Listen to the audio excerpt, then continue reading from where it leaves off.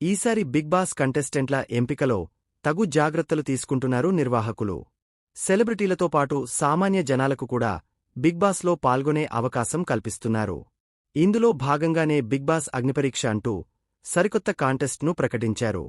ఇందుకు సుమారు 20,000 మంది దరఖాస్తు చేసుకోగా దశలవారీగా వారిని ఫిల్టర్ చేసి చివరకు 45 మందిని ఎంపిక చేశారు. వీరికి అగ్నిపరీక్ష అనే కార్యక్రమంలో రకరకాల టాస్కులు పెట్టి అందులో కనీసం 5గురిని బిగ్ బాస్ 9వ సీజన్కు ఎంపిక చేయనున్నారు. కాగా ఈ బిగ్ బాస్ అగ్ని పరీక్షలో చాలామంది సోషల్ మీడియా ఇన్ఫ్లుయెన్సర్లు కనిపించారు.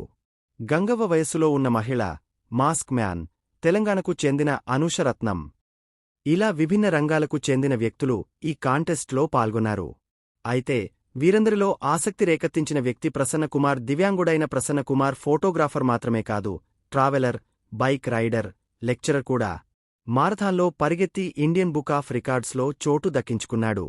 గతంలో ఆహా అన్స్టాపబుల్ విత్ ఎన్బీకే షోలో బాలయ్య స్వయంగా ప్రసన్న కుమార్ గురించి ప్రత్యేకంగా ప్రస్తావించి అభినందించాడు కూడా. అలాంటి వ్యక్తి బిగ్ బాస్ షోలో అడుగుపెడితే చాలామందికి స్ఫూర్తిగా నిలుస్తుదందని బిగ్ బాస్ అభిమానులు భావించారు. అయితే ఇప్పుడు సోషల్ మీడియాలో చక్కర్లు కొడుతున్న సమాచారం ప్రకారం ప్రసన్నకుమార్ ఎలిమినేట్ అయ్యాడట. దివ్యాంగుడైన ప్రసన్నకుమార్ ఫోటోగ్రాఫర్ మాత్రమే కాదు, ట్రావెలర్, బైక్ రైడర్, లెక్చరర్ కూడా. మారథాన్లో పరిగెత్తి ఇండియన్ బుక్ ఆఫ్ రికార్డ్స్లో చోటు దక్కించుకున్నాడు. గతంలో ఆహా అన్స్టాపబుల్ విత్ ఎన్బీకే షోలో బాలయ్య స్వయంగా ప్రసన్న కుమార్ గురించి ప్రత్యేకంగా ప్రస్తావించి అభినందించాడు కూడా. అలాంటి వ్యక్తి బిగ్ బాస్ షోలో అడుగుపెడితే చాలామందికి స్ఫూర్తిగా నిలుస్తుదందని బిగ్ బాస్ అభిమానులు భావించారు. అయితే ఇప్పుడు సోషల్ మీడియాలో చక్కర్లు కొడుతున్న సమాచారం ప్రకారం ప్రసన్నకుమార్ ఎలిమినేట్ అయ్యాడట.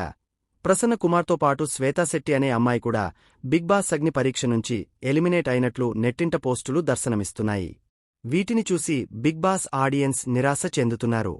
ప్రసన్న కుమార్ను కనీసం బిగ్ బాస్ హౌస్ వరకైనా పంపించాల్సిందని అభిప్రాయపడుతున్నారు.